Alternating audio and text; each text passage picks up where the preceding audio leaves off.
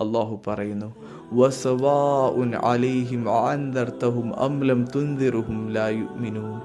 നീ അവർക്ക് താക്കീത് നൽകുന്നതും നൽകാതിരിക്കുന്നതും ഒരുപോലെയാണ്, എന്തായാലും അവർ വിശ്വസിക്കുകയില്ല. ഇന്നമാ തുൻദിറു മൻ ഇത്തബഅ ദിക്റ വഖശിയ റഹ്മാന ബിൽ ഗൈബ് ഫബശ്ശിർഹു ബിമഗ്ഫിറത്തിൻ വഅജ്രിൻ കരീം. അതായത് ഈ ഖുർആൻ സത്യപ്പെടുത്തുകയും അതിലുള്ളത് പിൻപറ്റുകയും ഏകാന്തതകളിൽ ഒരാളും കാണാത്ത വേളകളിൽ അള്ളാഹുവിനെ ഭയപ്പെടുകയും ചെയ്തവർക്കേ താങ്കളുടെ താക്കീത് ഫലപ്പെടുകയുള്ളൂ. ഈ സ്വഭാവ വിശേഷണങ്ങൾ ഉള്ളവന് സന്തോഷകരമായ വാർത്ത താങ്കൾ അറിയിക്കുക.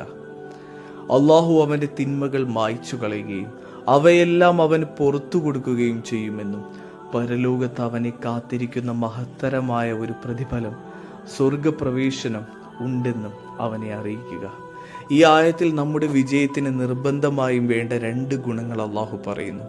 ഒന്ന്, അള്ളാഹുവിൻ്റെ ഖുർആനെ മുറുകെ പിടിക്കുക എന്നുള്ളതും മറ്റൊന്ന്, അള്ളാഹുവിനെ നമ്മുടെ രഹസ്യ ജീവിതത്തിൽ സൂക്ഷിക്കുക എന്നതുമാണ്.